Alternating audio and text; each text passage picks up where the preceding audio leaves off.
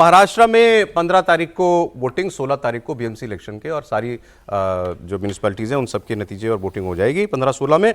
अब इससे पहले जो वहाँ पर परसों आपको मालूम है रैली की थी राज ठाकरे, उद्धव ठाकरे ने शिवाजी पार्क में, सर शिवाजी पार्क में। कल वहीं पर देवेंद्र फडणवीस और एकनाथ शिंदे उन दोनों पार्टियों ने रैली, महायुति की थी, महायुति की रैली। तो परसों बातें हुई थी, उठाओ लुंगी बजाओ पुंगी, हिंदी थोपी तो लात मार के भगा देंगे, राज ठाकरे ने ये सब बातें कही थी।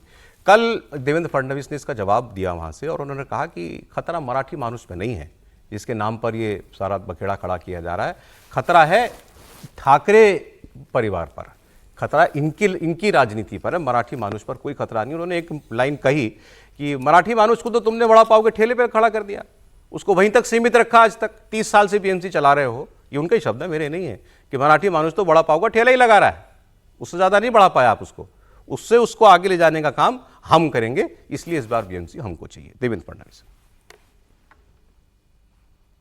अरे मराठी माणसाच्या अस्तित्वाची लढाई नाहीये, तुमचं अस्तित्व पणाला लागलेलं आहे आणि म्हणून पुन्हा एकदा सांगतो, तुम्ही म्हणजे मराठी नाही, तुम्हीच म्हणजे महाराष्ट्र नाही, तुम्ही म्हणजे मुंबई नाही, मुंबई म्हणजे ही बसलेली जनता है। अब जिस भाषा में बोले थे राज ठाकरे, जरा उसका भी एक सैंपल सुन लीजिए आप। काल परवाकडे कोणतरी एक तामिळनाडू मधून रसमलाई आली होती,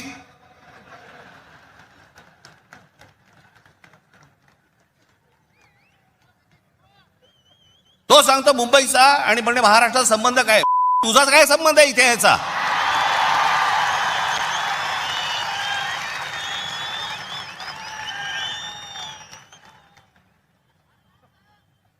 यांच्यासाठीच माननीय बाळासाहेब बोलले होते, हटाओ लुंगी आणि बजाओ पुंगी।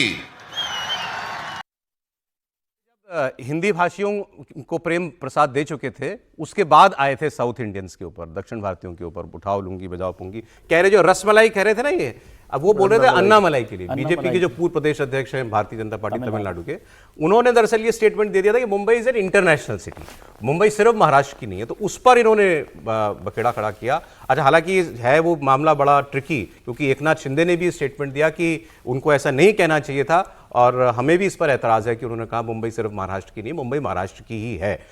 लेकिन ये अब ये समीर जी हमको बताएंगे कि ये लड़ाई जो है दरअसल है क्या, मतलब मराठी क्या केवल ठाकरे परिवार का वो है?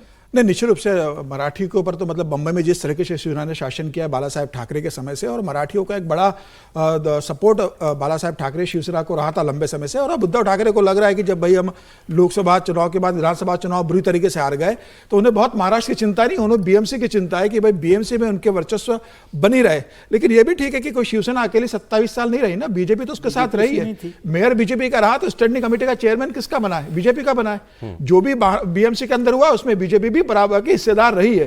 फडणवीस जी तो कह रहे हैं कि मराठी मानुष तो बड़ा पाव के ठेले तक सीमित है। अभी तो राजनीति है ना, ये तो राजनीति है, राजनीति में तो वो कहेंगे, अब अलग हो गए तो कहेंगे। यही देवेंद्र फडणवीस अजित पवार के लिए कहते रहे चक्की फिशिंग, बाद में देवेंद्र फडणवीस ने उन्हीं को उप मुख्यमंत्री बनाया ना अपने साथ, वित्त मंत्री के रूप में। तो राजनीति है, राजनीति में आएंगे तो आप ये बात कहोगे। लेकिन अन्ना मुलाई ने जो बयान दिया था उसको लेकर देवेंद्र फडणवीस ने भी कहा है कि उनकी भाषा की समस्या है, वो हिंदी बराबर नहीं बोल पाते, उनकी बातों को गंभीरता से लेने की जरूरत नहीं है। जैसे एकनाथ शिंदे ने कहा है कि उनको गंभीरता से मत लो, वैसे देवेंद्र फडणवीस ने कहा है महाराष्ट्र की जनता को संदेश दिया है। सर एक खबर, आपका रिएक्शन सर, वो खबर इंपॉर्टेंट है कि मुझे तो समझ चला जाएगा। सर एक लाइन बोल देना चाहता हूँ, महाराष्ट्र सिर्फ मराठियों का नहीं है,